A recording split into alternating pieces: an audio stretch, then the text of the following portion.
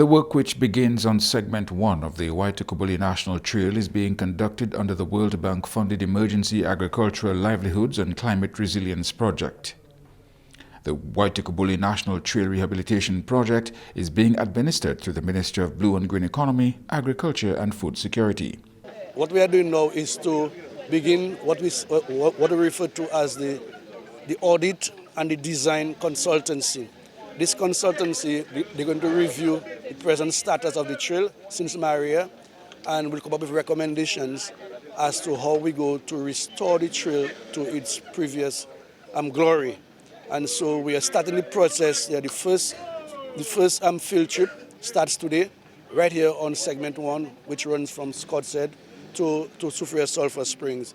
PENDEC is the consulting team which was awarded the contract to undertake the audit of the Waitikubli National Trail. Our scope of our services entails the mapping of the entire trail routes from segment 1 to segment 14, undertaking the audit of the existing amenities and infrastructures on the trail. As we know, Tropical Storm Erica and Hurricane Maria caused severe damages to the trail and its bed as we traverse along.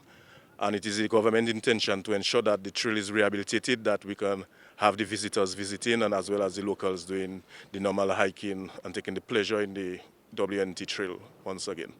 So what we'll be doing today is we'll be doing a pilot run on segment 1 of the trail, where we have various stakeholders with us.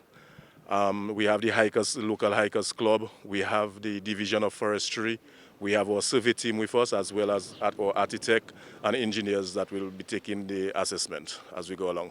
The consulting team will go through the trail with the intention of restoring the facilities which were destroyed by Hurricane Maria, while at the same time retaining the trail's natural essence. We have, from the inception of the trail, we have a documentation that gives us all of the amenities that were built and put in place on the trail. And what we'll be doing is undertaking and seeing which of these amenities are still standing, which need to be repaired, which needs to be replaced, and any additional features that need to be added or infrastructures. We know there were several of the river crossings that was damaged, and those that we need to undertake survey and redesigns of those to put in place for more leisure hiking. The amenities we'll be put in would be in any benches would be in local timber or hardwood timber, and then where we know hikers would need to rest, we'll put some gazebos in there so that they could have some lunch or just take a break, and as well as look out for if it's bird viewing or just viewing of some natural sceneries.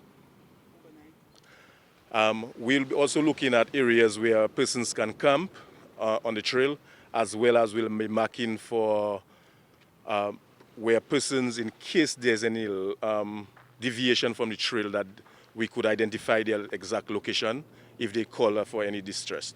So we'll be looking at areas where we have our local networks meeting, that is Flow and Digicel, what coverage they're looking at, and then we'll be pinpointing where persons can trek the hike to ensure that they can make a call to whom or to get some help. Input from those who use the Waitikubli National Trail is important to the process. Our role as a hiking club, which benefits from those trails, is to give assistance to the authorities in terms of areas of concern, areas of safety where some work needs to be done, areas where they can put up small canopies, benches along the route, that if one wants to take a small rest, So our role is to give them assistance and give them information that we as hikers experience along the trail. Things that we see that needs to be done. Sometimes we might see that a trail, a certain area, it's too narrow.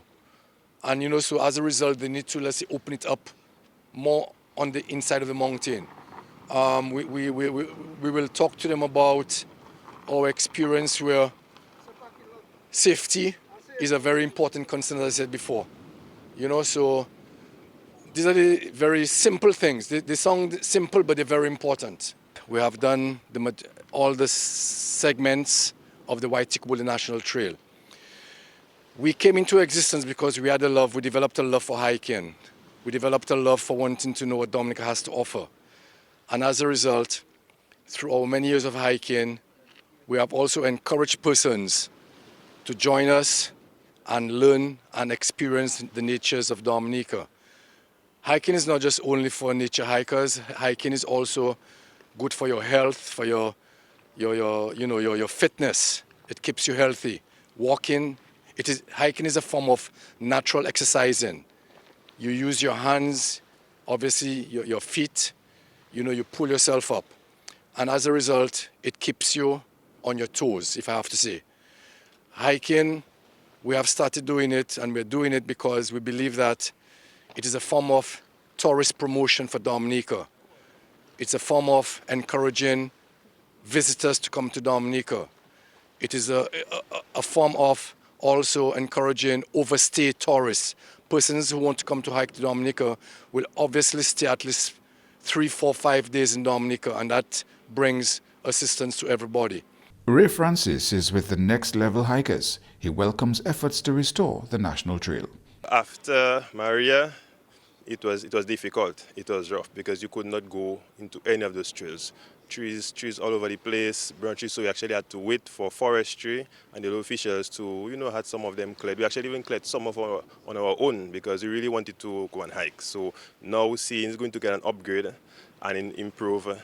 We're just looking forward to this new experience. I've done practically all of them. I'd say segment 4. Yeah, I think it starts at Waitikubli and I think it ends all the way to Pokase. So yeah, that's about 6 or 8 hours, 6 or 7 hours. So yeah, I think this is most challenging, but it's most enjoyable as well too. You have ropes, you pass along the Middle Trail as well, and it have a whole host of other things there. So I'd say segment 4. The rehabilitation of the Waitikubli National Trail is a key component of the Emergency Agricultural and Climate Resilience Project of the Ministry of Blue and Green Economy, Agriculture and National Food Security. For GIS National Focus, Julian Morris reporting.